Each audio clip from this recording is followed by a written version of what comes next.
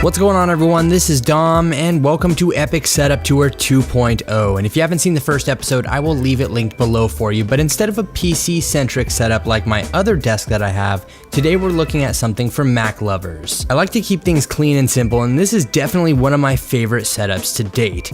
The desk I'm using is an IKEA Bacant sit-stand desk, and it's motorized and works very well. Along the backside, I'm also rocking a Philips Hue light strip for some added ambiance. Smack dab in the middle there, you'll find LG's new 38UC99 ultra wide monitor, and this thing measures 37.5 inches diagonally with a 21:9 aspect ratio. It packs a resolution of 3840 by 1600, and it may be overkill for some, but definitely a win all around in the creative department. It's also packing tons of I/O around the backside, including USB Type-C, which is perfect for the 12-inch MacBook, USB 3.0 quick charge, dual HDMI ports, and DisplayPort. It's a pretty awesome display, and if you want to check it out along with anything else mentioned in this video, I will leave links below for you. On each side of the display, I have Yamaha HS5 studio monitors for some rich and transparent sound. I have them resting on a pair of isoacoustic stands, and they're hooked into my Focusrite Scarlett 2i2 audio interface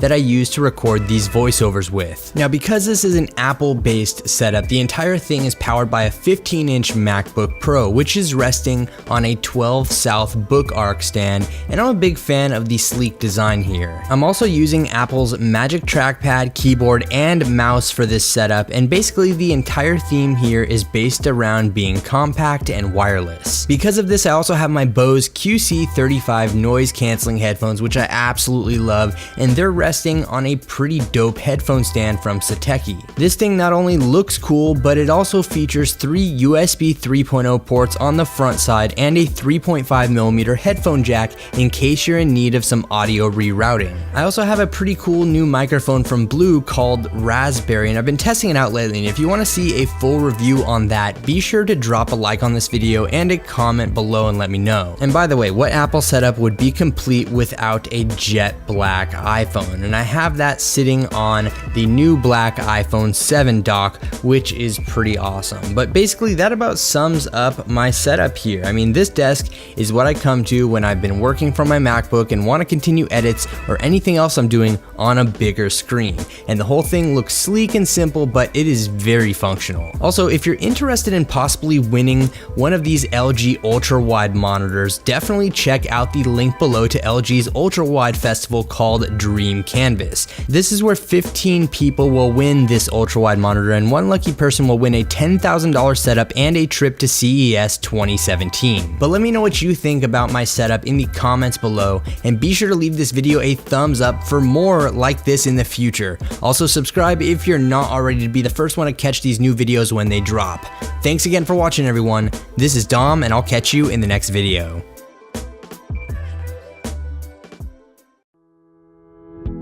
So what's up, guys? Jonathan here, and this might be the perfect MacBook setup. Specifically, I'm looking at the H277HU from Acer, which is a 27-inch IPS display with a trick up its sleeve. First off, it is really pretty. The base, which is made out of metal and not plastic, has this gold finish which looks killer paired with a white back.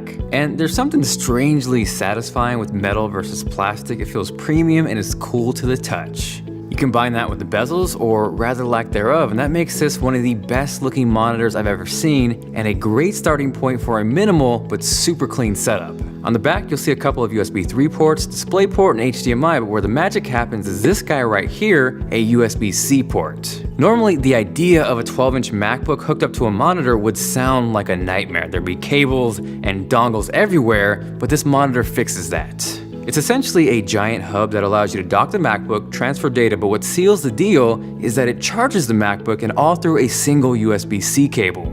Keep in mind, this is done through the monitor's power supply, so that's going to mean a couple of things. One, you're not going to need the MacBook charger, and two, you now have 2 USB 3 ports at your disposal. Personally, I love the implementation of a dock setup, and it's even better when you're connecting and disconnecting with a single cable.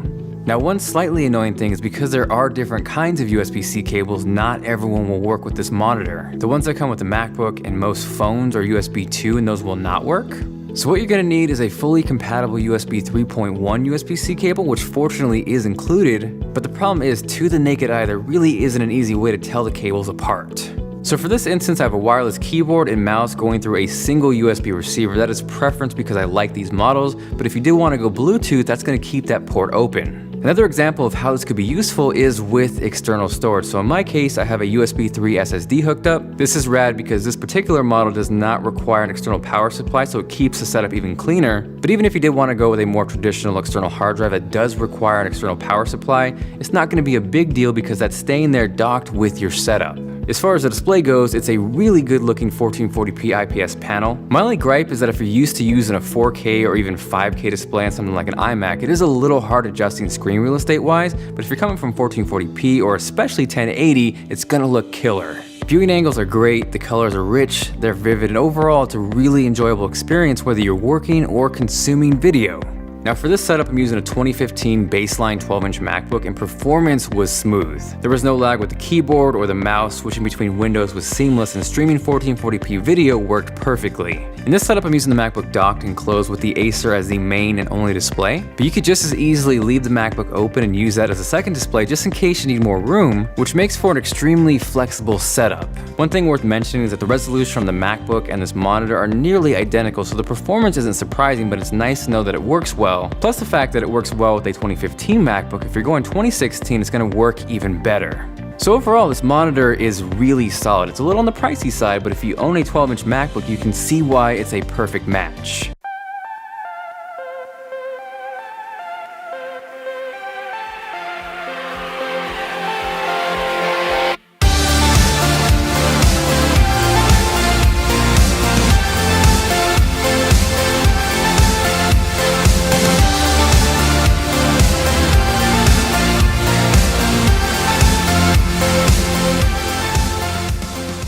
Hey guys, Tom here, and I know you guys have been waiting a while for this, and it is finally here.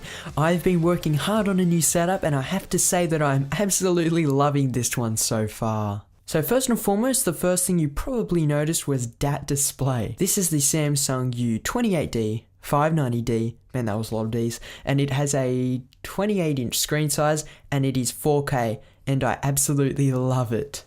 I love being able to have such a high resolution display in this form factor, and I have tons of screen real estate to work with when I'm editing videos. The monitor is super thin as well and looks very nice on my desk. I'm also planning on doing some camera upgrades in the future, so this display is going to take full advantage of these upgrades. The desk that I have is from IKEA, and it is the Lindemann desk in high gloss white. I went with the high gloss white because it for one maximizes the amount of light in the room, and I absolutely love the look of reflections off the surface. The lamp that is behind that is giving this sort of soft orange glow is a salt lamp, and they are awesome. Not just for the glow that they give off, but for the different shapes that you can get them in. Next to that, I have my microphone that I use, and this is the Rode NT1 cardioid condenser microphone. The sound quality I get out of this is absolutely fantastic, and I love the look and feel of it as well. If you didn't see the review, I will leave it linked down below if you want to check that out. A product that I have had for quite some time now is the high-rise iPhone and iPad mini stand by 12 South. I yet again did a review of this, and it is a really awesome smartphone stand for your desk, and I love the way that it is built out of solid aluminum. Behind that I have a USB hub, not really that special, but on the other side I have a Focusrite Scarlett Solo, which I use as a preamp for my microphone and headphones. The build quality is fantastic with the red brushed aluminum outer shell and the amazing preamps that are inside. Now we can go on to the machine that is powering all of this, and it is my MacBook Pro with Retina display. This Mac is the baseline model, but packs some real power inside. You can see that it can run a 4K monitor, and it is also a beast for video editing and other intensive tasks. Next to that we have the Blueland Sumo, which I again did a review on, and I really like how it is built. For headphones I use the ATH M50s, and they sound absolutely fantastic for the price. I use these pair of headphones daily, and I never get sick of wearing them for long periods of time. I've been considering upgrading to the M70X or even the M50X, but the audio quality doesn't seem to be that much better between the models, so I'll probably still stick with the M50s. For computer peripherals, I use the Logitech Performance MX mouse, and I have to say that this is the second best mouse that you can buy. I say the second best because Logitech just came out with a newer model, the MX Master, but if you still want a solid mouse for a little less cash, then I would pick this up.